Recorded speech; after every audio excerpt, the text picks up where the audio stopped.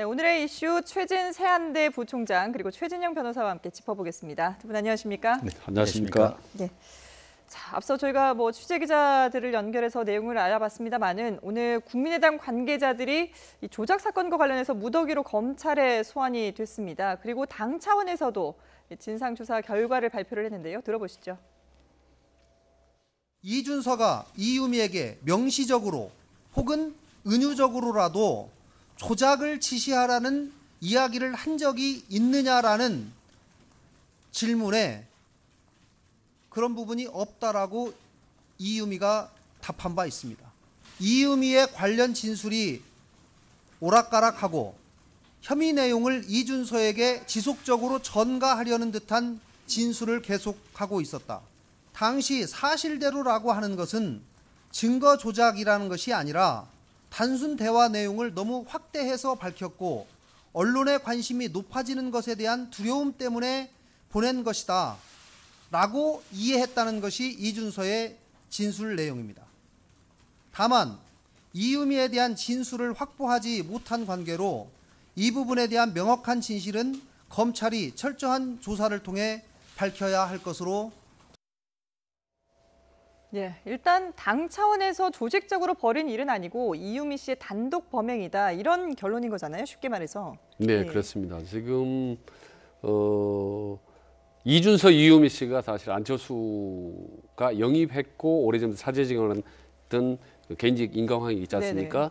그 당에서 이제 젊은 그런 참모로서 핵심적인 역할을 했는데 두 사람이 어떻게 보면 이 모든 사실의 어떤 핵심적인 의혹의 어떤 중심에 있거든요. 예. 그 중에 실제로 조작을 의혹을 받고 있는 맨 밑바닥의 핵심적인 인물이 이유미 씨입니다. 그렇기 때문에 이유미 씨가 앞으로 검찰 수사가 어떤 말을 할지에 따라서 큰 이 방향의 향방이 크게 달라지거든요. 그러니까 당의 입장에서는 어떻게든지 사실 이유미가 사실 모든 부분을 만약에 실제로 그런 걸 했다면 본인이 그걸 감싸 안아주고 가거나 어떤 보호해 주기를 가장 바라겠죠. 그런 점에서 당이 이유미 씨에게 마치 모든 문제가 있는 것처럼 말하자면 말이 오락가락한다는 이런 식으로 이제 몰아가는 듯한 그런 오해를 받을 수도 있는 거죠. 그만큼 이유미 씨 말 한마디 한마디가 앞으로 국민의당의 어떤 향방을 잡을수록 중요한 어떤 키 포인트를 갖고 있다고 할 수가 있습니다. 예. 당 자체 조사뿐만 아니라 오늘 지금 검찰에 나온 3명 모두 이유미 씨에 대해서 몰랐다라고 심지어 얘기를 하는 사람들도 있었고요. 전혀 이 조직적으로 당에서 개입한 사실이 아니다라고 정확하게 이렇게 선을 긋고 있습니다. 그렇습니다. 오늘 같은 경우에는 그 일반 국민들의 어떤 빗발치는 요구가 있었기 때문에 비교적 신속하게 당 자체에 자체 조사를 한 다음에 특히 지난 주말 같은 경우에는 안철수 전 그 후보자의 직접 대면 조사까지 했다라고 해서 오늘 발표를 했는데요. 나름대로 좀 지위 고하를 막론하고 조사를 했는 결과를 발표했다라고 하지만 지금 그 최 박사님 말씀하시는 것처럼 국민들의 눈높이에서는 과연 그것을 진실로 받아들일지에 대해서는 아직까지는 의문이다라고 얘기를 할 수가 있고 특히 이 부분 같은 경우에는 객관적 진실을 어떤 그 더블 체크를 했는 것이 아니고 말씀하신 대로 이준서 위원장의 전 최고위원회의 진술에 따라서 그것을 지금 발표를 했지 않습니까? 그렇게 얘기를 하면서 이유미 그 씨의 진술은 아직까지 확보하지 못한 관계로 그 부분에 대해서는 검찰의 수사가 필요하다라고 했는데 이 부분에 있어서는 그렇다고 하면은 이 부분이 이유미의 진술이 오락가락하고 혐의 내용을 지속적으로 전가시키려고 한다라는 그런 얘기를 하지만 아직까지 그 진술이 뭔지 그 진술이 맞는지 여부는 확인되지 않았지 않습니까? 그렇기 때문에 앞으로는 어떻게 보면 검찰 같은 경우에는 대지를 한다든가 아니면 객관적으로 이미 압수수색된 각종 휴대폰이라든가 관련 자료를 통해서 이준서 그 전 최고위원의 말이 맞는지 아니면은 이유미 지금 피의자의 말이 맞는지 그것이 팩트로 확인이 돼야 되는데 지금 오늘 발표 국민의당 발표 같은 경우에는 그것을 확인하지 아니한 채 했는 거기 때문에 미완의 어떤 중간 보고서가 아닐까 그렇게 평가할 수밖에 없는 상황이 아닌가 싶습니다. 지금 방금 팩트 말씀하셨는데요. 지금 두 개의 거대한 팩트가 국민 앞에 지금 공개가 됐지 않습니까? 하나는 6월 22일 날 당 차원에서 국민의당이 공개적으로 사과를 했지 않습니까? 이게 분명히 문진용 씨에 대한 이 부분은 조작 의혹이 있었다는 부분 사실상 시인을 하고 공개적으로 사실 사과를 했어요. 이게 분명 팩트거든요.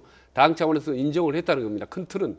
두 번째 팩트는 하나는 이유미 씨가 얘기했던 문자 메시지 부분에 대해서 아직 사실대로 얘기하면 국민의당이 망할 수도 있다는 이런 상당히 중요한 내용을 의미를 담고 있는 팩트들이 나와 있습니다. 두 가지 네. 팩트가 이 팩트를 잠재울 수 있는 또 다른 팩트, 국민의당을 보호해주고 방어해줄 수 있는 입장을 대변해줄 수 있는 그런 팩트가 아직은 나오지 않고 있다는 거죠. 계속. 그래서 당 차원에서 마치 뭐 꼬리 자르기라든지 어떤 뒤로 뺀다든지 특히 이제 가장 핵심의 당사자인 이제 안철수 이제 전 대표가 전혀 아직까지 이제 국민 앞에 나타나지 않고 있기 때문에 의혹의 팩트는 분명한데 그걸 방어해 줄 수 있는 팩트는 아직까지 여전히 오리무중 상태라고 네. 볼 수가 있겠습니다. 말씀하신 그 이유미 씨의 발언 사실대로 말하면 국민의당은 망한다고 해서 아무 말도 못하겠어요라는 부분에 대한 해석은 아직까지는 여러 가지 해석이 나오고 있기 때문에 그 부분은 조금 더 지켜보긴 해야 될 것 같고요. 예. 네, 그 부분을 알아보려면 이제 검찰 조사가 중요할 텐데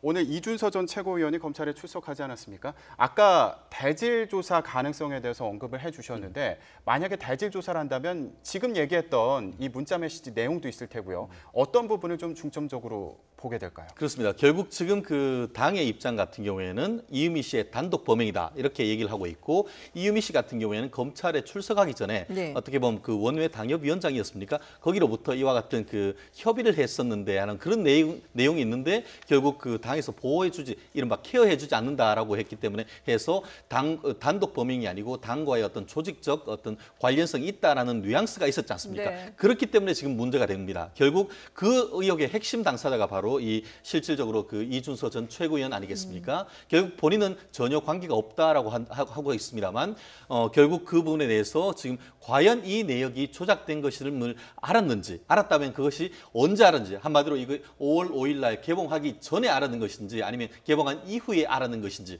아니면 그리고 또 이후에 알았다 한다 하더라도 그와 같은 것에 대해서 계속 지금 본인들은 그 최근에 와서 이것을 알았다라고 하기 때문에 네. 그런 부분에 대해서는 대질이 있을 것이고 대질을 하는 과정에서는 제가 봤을 때는 본인들의 각각의 어떤 진술의 신빙성을 확보하기 위해서는 결국 물증이 있어야 되는데 네. 지금 이유미 씨의 휴대폰도 압수수색이 됐을 것이고 또 그 최순서 씨의 휴대폰도 압수수색이 됐을 것인데요. 씨의 휴대폰. 예, 그렇습니다. 예. 그런데 이준서 씨 그 전 최고위원의 그 휴대폰도 압수수색이 됐을 건데 네. 지금 얘기를 들어보면 우리나라에 있어서는 카카오톡이 아니고 미국의 서버를 든 바이버라는 바이버, 메시지를 예. 썼다라고 하지 않습니까? 네. 그것이 도감청이 되지 않는다는 측면에서는 썼지만 그것이 문자를 주고받았다고 하면 휴대폰 내역에는 그대로 남아 있을 수밖에 기록이 없습니다. 남아있다. 그렇습니다. 예. 그렇기 때문에 본인들의 진술도 중요하지만 지금 실질적으로 오히려 더 중요한 것은 두 사람의 휴대폰에 실체적 진실은 감춰져 있을 것이고 그 부분이 아마 검찰은 상당 부분 이미 대검 포렌식 디지털 센터에서 네. 그 내역을 확보하고 있을 가능성이 상당히 있지 않을까 그렇게 생각을 합니다. 그럼 변호사님이 보시기에는 앞으로 이 국민의당 관계자들, 예를 들면 이제 당 지도부라든지 더 윗선까지도 검찰에 소환될 수 있는 가능성이 있다고 보십니까? 지금 현재 같은 경우에는 섣부르게 얘기하기는 쉽지 예. 않지 않습니까? 네. 이런 부분 같은 경우에는 상당히 정치적인 민감한 사안이기 때문에 검찰로서도 결국 이런 부분에 대해서도 상당히 어떻게 보면 검찰에서 나오는 기사를 전 지금 본 적이 없습니다. 네. 그만큼 검찰에서 수사의 보안을 굉장히 그 유지를 하고 있는 그런 모습을 보이는데요. 네. 말씀드렸듯이 지금 그 이준서 전 최고위원이 5월 1일 이 사실을 알았을 때 그 내역을 바이버라는 메시지를 통해서 이 박지원 그 당시에 그 상임 공동 선대위원장에게 전화를 하려고 했고 그 이후에 전화가 안 돼서 이유미 씨로부터 온 11개의 카카오톡 메시지를 그 바이버 메시지로 전달한 이후에 또 전화를 했다라는 내용까지 지금 얘기가 나왔단 말입니다. 네. 그렇다고 하면은 그 내용이 그 박지원 전 대표에게 전달됐는지 아니면 직접 전달됐거나 아니면은 이 박지원 전 대표의 비서관이 이 가지고 비서관을 있어요. 통해서는지 그런 부분을 확인하는 차원에서면은 이 적어도 이 예. 부분에 대해서는 얘기될 가능성도 있지 않을까 싶습니다. 예, 알겠습니다. 자, 지금 청와대에서 인사와 인사 관련된 발표 발표하겠습니다. 내용이 있다고 하는데요. 들어보도록 하겠습니다. 문재인 대통령은 오늘 산업통상자원부 장관, 보건복지부 장관, 방송통신위원회 위원장, 금융위원회 위원장 후보를 지명했고 청와대의 일자리 수석과 경제수석에 대한 인사를 단행했습니다.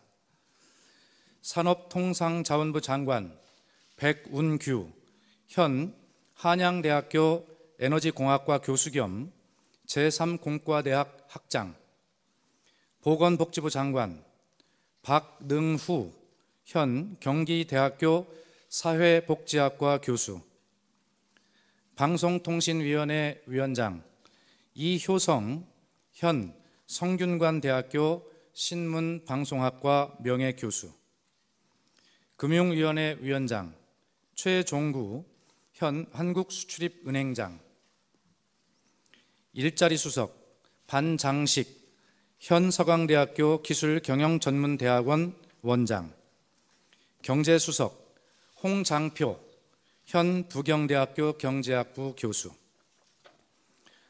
먼저 백운규 산업통상자원부 장관은 에너지 수요 예측, 신재생 에너지 분야의 권위 있는 학자로서 산업 및 에너지 정책에 대한 깊이 있는 통찰력으로 새 정부의 산업, 통상, 자원 정책을 이끌어갈 적임자입니다. 산업경제 활력을 회복시켜 일자리를 창출하고 4차 산업혁명에 걸맞는 신성장 기반과 동력 확충은 물론 석탄 화력, 원전 등 기존 에너지원을 대체할 수 있는 미래 에너지 발굴도 혁신적으로 추진할 것으로 기대합니다. 박능후 보건복지부 장관은 국민기초생활보장, 최저생계비, 실업 등 사회복지 문제를 연구해온 학자이자 전문가로서 정책은 물론 현장에 대한 식견도 탁월하여 현안이 산적해 있는 보건복지부를 진두지휘할 수 있는 적임자입니다. 또 저출산 고령화에 대응할 수 있는 중장기 정책의 수립과 보건복지 분야 사각지대의 해소, 사회 안전망 확충, 의료 공공성 강화 등 새 정부의 보건복지 공약을 차질 없이 추진할 적임자입니다.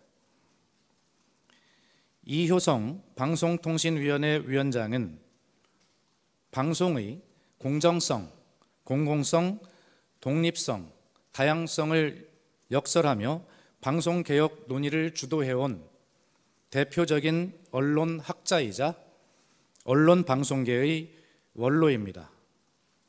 아울러 방송의 독립성과 공정성 제고, 그리고 이용자 중심의 미디어 복지 구현, 방송 콘텐츠 성장 및 신규 방송통신 서비스 활성화 지원 등 새 정부의 방송통신 정책을 차질 없이 추진할 적임자로 판단하였습니다. 최종구 금융위원회 위원장은 경제금융 분야에 정통한 관료 출신으로 경제 및 금융정책 전반에 대한 높은 이해도와 풍부한 행정 경험을 바탕으로 새 정부의 금융정책을 차질 없이 이행해 나갈 적임자입니다. 또 가계부채 문제의 해결, 기업과 산업의 구조조정 지원, 서민 생활 안정과 새로운 일자리 창출을 위해 금융의 기능을 활성화시켜 줄 것으로 기대합니다.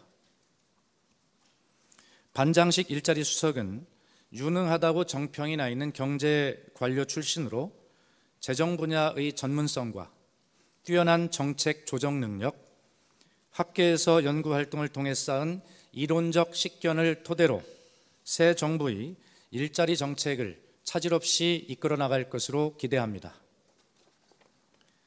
홍장표 경제수석은 소득주도 성장론을 주창한 경제학자로서 해박한 이론과 식견을 바탕으로 새 정부의 경제정책 컨트롤 타워 역할을 성공적으로 수행할 적임자입니다. 다음은 오늘 있었던 임명장 수여식 브리핑입니다. 문재인 대통령은 오늘 오후 3시 본관에서 신임 조명균 통일부 장관, 김영록 농림축산식품부 장관, 박은정 국민권익위원회 위원장, 이진규 미래창조과학부 1차관, 강주석 해양수산부 차관, 한승희 국세청장에 대한 임명장을 수여하였습니다. 아울러 유임된 임성남 외교부 1차관에 대해서는 꽃다발을 수여하였습니다. 문 대통령은 임명장 수여식 후 가진 차담회에서 그동안의 국정 공백을 메우고 국정 운영이 정상화될 수 있도록 각별히 노력해 주기를 기대하며 새로운 시대에 걸맞게 국민의 바람과 소망에 눈 맞추면서 맡은 바 소임에 최선을 다해 달라고 당부하였습니다. 이상입니다. 네, 청와대가 공석인 장관 후보자 그리고 차관급 인사 등 모두 6명을 발표를 했습니다. 박수현 청와대 대변인의 발표 내용 들어보셨는데요. 자, 오늘 일단 일자리 수석과 경제 수석, 청와대 이 비서진도 모두가 다 이제 구성이 됐고요. 그리고 장관 후보자도 이제 모두 발표하면서 내각 구성도 어느 정도 된 것 같은데 어떤 인물들인지 좀 소개를 해주실까요? 지금 오늘 보니까 우선 교수 출신들이 좀 눈에 네. 띄네요. 지금 보건복지부, 산업통상자원부, 방통위원장, 거기다 경제수석해서 4명이 이제 교수 출신인데요.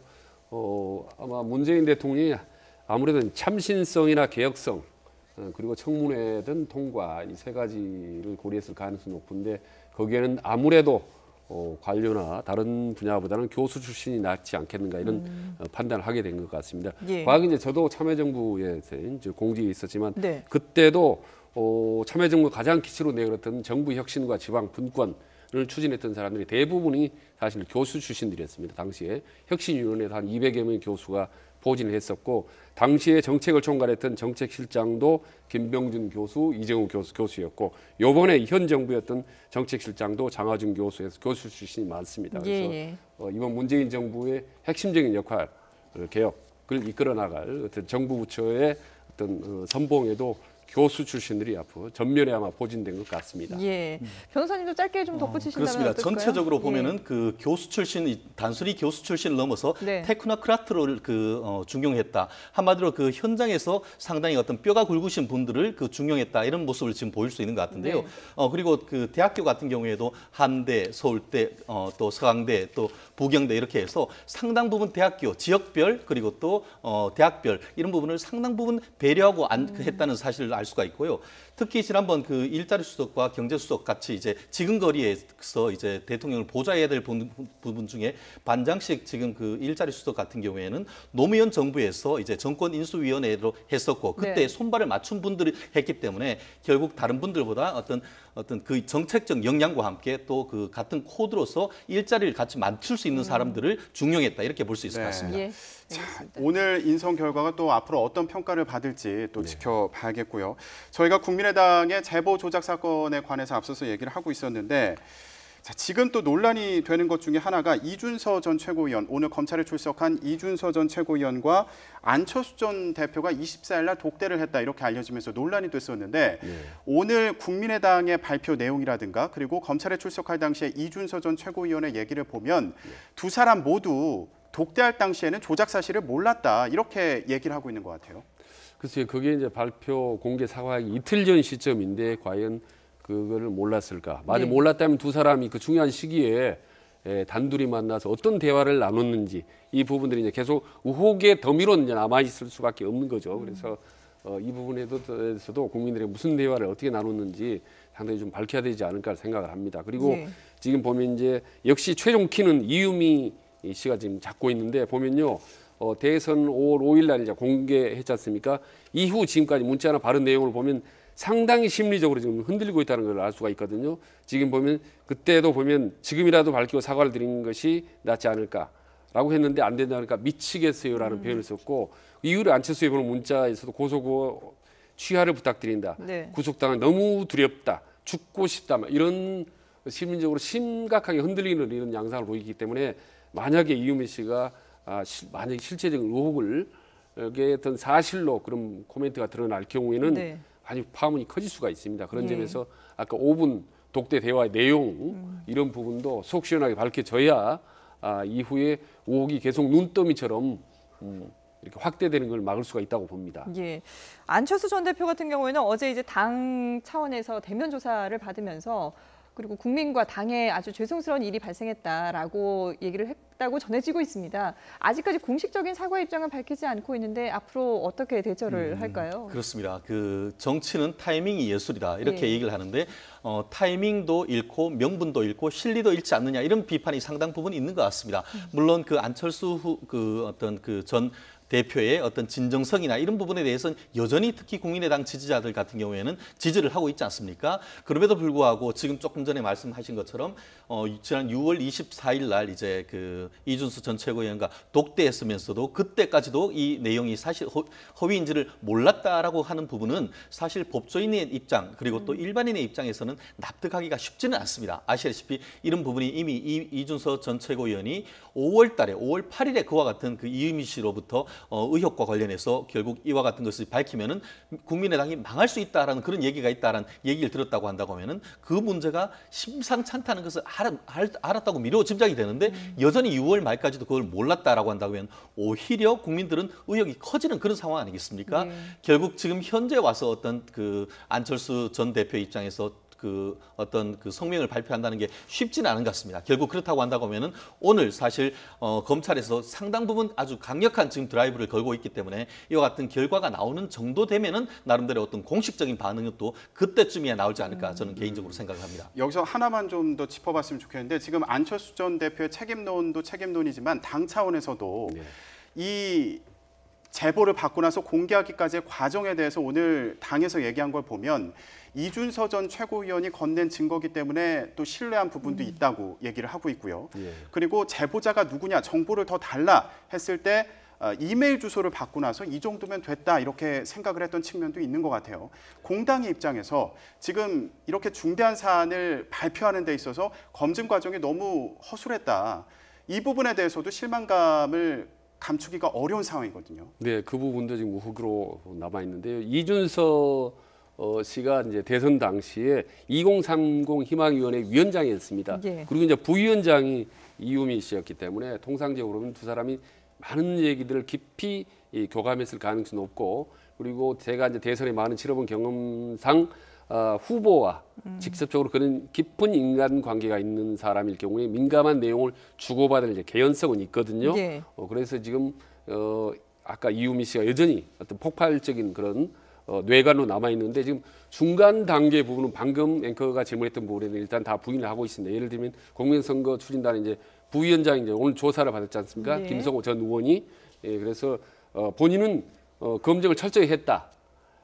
그리고 그 모든 자료를 이준서를 통해서 넘어오는 과정에서 공식 통로라는 표현을 써서 공식적으로 넘겨받았을 뿐이다라고 했기 때문에 6월 25일 당에서 공개 사과할 때가 아무것도 몰랐다. 저는 이제 이렇게 얘기를 하고 있습니다. 그리고 안철수는 양심적이고 믿을 수 있는 정신이다. 이렇게 일단은 전면적으로 이제 부인은 하고 있습니다만은 이 부분이 이제 모르겠습니다. 밑에 이유미 씨부터 흔들리기 시작하면 바로 이제 이준서로 해서 중간 선루에서 윗선로 삽시간에 불길이 이제 번질 수가 있거든요. 네. 그래서 당 차원에서는 빨리 이 시간에 좀 밝힐 건 밝히고 이렇게 넘어가지, 이것을 두리뭉실 넘어간다면 과거에 아시다시피 비유가 됐을지 모르겠습니다만은 박근혜 정부가 자꾸 최순실 게이트를 은폐하고 적당하게 답변을 하다가 보면 큰 화를 불러일으킨 경우가 있거든요. 예. 그래서 박근혜 과거 최순실 사태를 좀 벤치마킹이라면 모르지만 그 거울 삼아서 네네. 좀 신속하게 빠르고 명확하게 좀 대응을 했으면 좋겠다는 생각을 예. 합니다. 일단 국민의당 차원에서는 진상조사 결과를 발표를 했으니까 앞으로 이제 남은 것은 검찰 수사를 지켜보는 것밖에 남지 않았는데요. 앞으로 어떤 결과가 나올지 좀 보도록 하겠습니다. 자, 이번에는 자유한국당 얘기를 좀 해보겠습니다. 오늘 새로운 지도부가 구성됐습니다. 그런데 당 대표가 감자를 캐다가 선출 소식을 들었다고 하는데 영상으로 만나보시죠.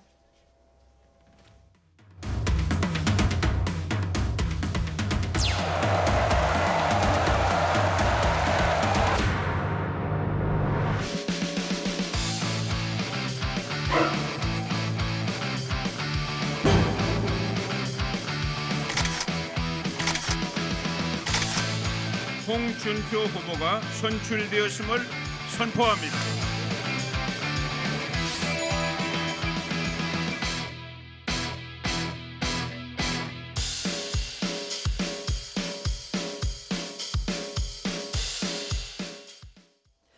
네, 이런 경우는 또 처음 보는 것 같습니다. 감자를 캐다가 당대표가 됐다는 소식을 전해 듣는 경우는 없지 않나요? 이런 이벤트를 준비한 특별한 이유가 있을까요? 예, 저도 처음입니다. 과거에 이제 박근혜 전 대통령이 천막 당사 예. 상당히 국민들로부터 이제 호응을 받았는데 이번에 감자 캐는 모습을 연출했는데 사무총장이 그 안을 이제 제안을 했다고 합니다. 예, 그래서 우리 당이 사실 이제 귀족당, 뭐 기득권 정당의 이미지가 많은데 네. 이런 부분을 최소한 상쇄하고 서민들과 함께하는 정당 그런 모습을 보여주자. 그리고 혹시 우리가 낮은 곳에서 흙을 묻혀가면서 우리가 고생하는 모습 이런 모습을 전 국민들에게 보여주자라는 점에서 이제 상당히 좀 이벤트를 했는데 그냥 나쁘지는 않은 것 같습니다. 네. 화려한 체육관에서 많은 돈을 들여서 하는 것보다는 예. 공모가 돼서 저기에 들었던 비용 8억 원이 넘는 이제 비용은 어려운 곳을 위해서 이제 기부를 하겠다고 합니다. 네. 그래서 다만 저게 이제 일회성 이벤트로 끝나지 않고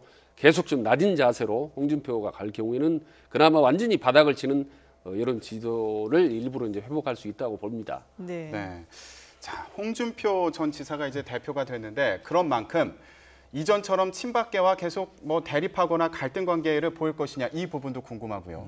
그리고 만약에 친박계가 없다 하더라도 반홍파는 생기지 않겠냐 또 이런 얘기가 나오고 있어요. 그렇습니다. 결론적으로 했을 때 한국당에서 그 모토를 지난번에 대선 때는 서민 대통령이라고 모토를 걸었는데 서민 대통령 되지는 못하고 이번에 서민 당 대표는 된 듯한 이렇게 그 감자를 캐물어서 서민에게 어떻게 보면 나아가겠다. 웰빙 정당 어떤 그런 틀을 깨보겠다라는 의지를 보인 것 같은데요. 네. 본인 같은 경우에도 지금 보면은 그 열심히 일하겠다, 달라지겠다 이런 캐치프레이즈를 했고 막중한 어떤 책임감을 느낀다라고 얘기를 했지 않습니까? 네. 결국 당내 경선 사이에 보면은 원유철 2등 했던 후보에 대해서 이른바 그 옴뚜껑이라고 하면서 이제 친박에 대해서는 뭐 여러 가지 또 그 바퀴벌레 이런 얘기를 했습니다만 일단 이번 그 대선의 이 내부적인 당내 그 표심을 봤을 때는 홍준표 지사에 대해서 상당히 압도적인 어떤 지지율, 특히 당원들 사이에서는 70%를 넘는 지지율을 보이고 있습니다. 그렇다고 하면은 홍준표 지사가 얘기하는 것처럼 지금까지의 어떤 그 친박당 이런 어떤 이미지는 상당 부분 이번 전당대회를 통해서 극복할 수 있는 부분은 그 마련해줬고 다만 이제는 친박 대 비박의 문제가 아니고 친홍 대 비홍의 문제다 이렇듯이 이제 이 경선 과정에 있었던 그 어떤 앙금이라든가 이것을 어떻게 끼안을 것인가 그것이 어떻게 보면은 막중한 책임감 중에 하나가 되지 않을까 싶습니다. 예, 말씀하신 것처럼 홍준표 신임 대표가 압도적인 표 차이로 당선이 됐습니다마는 네. 원내대표 아닙니까? 네. 의원이 아니기 때문에 원내대표로서의 한계가 있을 수도 있다 이런 지적도 있던데요. 어떻게 보세요? 네, 그런데 과거에 당 대표가 돼서 한번 중도 사퇴할 때는 상당히 내부에 어려움이 있었습니다. 네. 요번에 이제 선출직 4명 중에 절반 2명이 이제 친홍 이른바 자기 계보로 됐기 때문에 과거에 비해서는 훨씬 더 당내 입지가 좀 탄탄해졌습니다. 그리고 또 하나 이제 주목할 만한 게 뭐냐면 문재인 정부에 대한 강력한 대외 공격보다는 네. 어떤 내부적인 단결을 중시하겠다. 이른바 자부자강론입니다. 그래서 본인의 표현에 의하면 내부 우리끼리 서로 총질하지 말고 서로 내부적인 혁신에 주력하자. 그래서 혁신위원회라든지 윤리위원회라든지 이런 것들 외부 인사로 해서 일단 당내 이른바 자강론을 이제 강조하고 있습니다. 예. 그래서 이제 인터뷰에서도 문재인 대표 인사 청문에 대해서도 당신들이 원하는 부분을 할 수 있지 않겠느냐. 우리가 도울 부분은 돕고 공개할 부분은 돕겠다라고 해서 기존의 상당히 갈경 일변도보다는 상당히 좀 탄력성 있는 그런 인터뷰를 좀 하고 있습니다. 예. 그래서 아마 당 대표가 되면은 당장 이제 오늘부터는 내부 자강론에 힘을 쓰면서 문재인 정부와는 때론 강온 네. 그 양면 전략을 아마 병행할 것 같습니다. 예. 네, 그런 내부 분위기를 보려면 오늘 또 선출된 신임 최고위원들이 있지 않습니까? 최고위원들의 면면도 좀 봐야 될 것 같아요. 그렇습니다. 지금 이번에 4명이죠. 네. 그리고 특히 그 이번에 1위를 했던 분은 이제 삼선 의원이고 그 정보위원회 위원장이신 이철의 의원 그리고 또 한 분이 많이 부각이 되고 있는데 네. 유여해 지금 그 신임 그 여성 몫으로 될 거라 생각했는데 의외로 2위로 이렇게 예. 되면서 상당 부분 어떻게 보면 여론에 그 큰 스포트라이트를 받았는데요.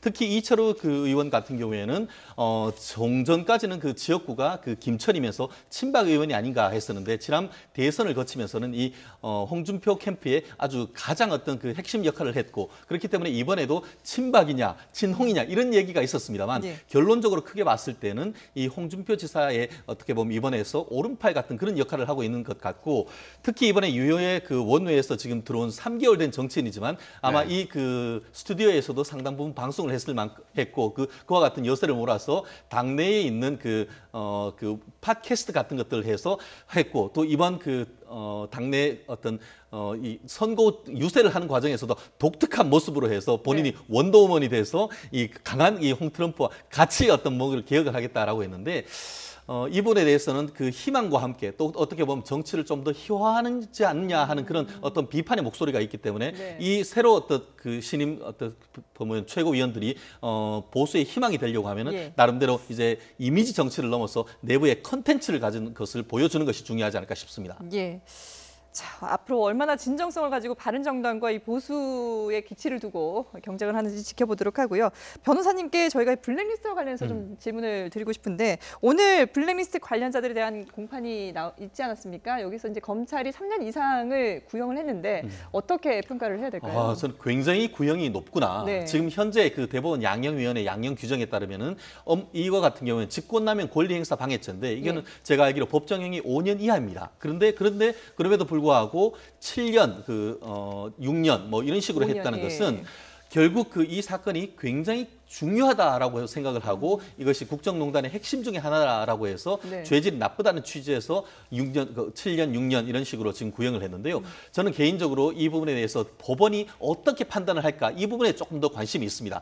검찰의 우리가 구형이라고 하는데 실무상 이것은 검찰의 형에 관한 의견 진술이라고 합니다. 그것을 참고해서 법원이 하는데 기존의 어떤 이미 그 이화에 대해 어떤 입시 비리에서도 봤을 때 상당 부분 높은 형을 봤을 때 7년, 6년까지는 아니다 하더라도 5년 전의 형이 만약에 유죄가 나온다고 하면 본인들이 무죄를 다투고 있기 때문에 유죄가 나온다고 하면은 5년형 정도의 형이 나올 가능성은 상당히 높고 만약에 하나 뭐 지금 김기춘 비서실장을 비롯해서 전 비서실장을 비롯해서 관련자들이 무죄를 지금 다투고 있기 때문에 법원이 어떤 판결을 받는지 아마 법조인들이 상당 부분 유무죄 그리고 양형에 대해서 관심이 있는 것이 아닌가 싶습니다. 네, 지금 법정에서는 우병우 전 민정수석의 재판도 진행이 되고 있는데 정호성 전 비서관이 재판에 출석을 했습니다. 그래서 재임 기간 중에 우병우 전 수석은 최순실 씨의 존재를 몰랐을 수도 있다 이런 취지의 진술을 했다고 해요. 네, 이것도 뭐 대부분 국민들은 긴밀하게 서로 협의를 하지 않았을까라는 강한 의혹을 갖는데 전면적으로 사실 부인하지 않습니까? 그리고 이제 우병우가 평소에 성격이 깐깐하기 때문에 만약에 최순실을 알았더라면 나한테 물어봤을 것이다. 그러나 묻지 않은 걸 보면 몰랐을 거다. 이런 식으로 이제 유추해서 답변을 했는데 이 부분도 뭐 앞으로 점점 이제 검찰 과정에서 좀 더 이제 자세히 드러나고 봅니다. 아까 블랙리스트 정도를 가지고 이를테면 김종덕 전 문체부 장관이 5년이라 받고 그다음에 차관이 5년을 구형을 받았거든요. 이 정도면 엄청난 겁니다. 그렇다면 이 구형은 앞으로 이후 있을 어떤 우병우 재판이라든지 최순실 재판이 이게 상당히 광범위하게 영향을 미치리라고 봅니다. 아울러서 상당히 검찰 수사 과정도 좀 더 강도 높게 아마 진행이 될 거라고 봅니다. 예, 재판에서도 과연 어떤 또 앞으로의 결과가 나올지 보도록 하겠습니다. 지금까지 최재현 세한대학교 부총장 그리고 최진영 변호사와 함께했습니다. 두 분 말씀 잘 들었습니다.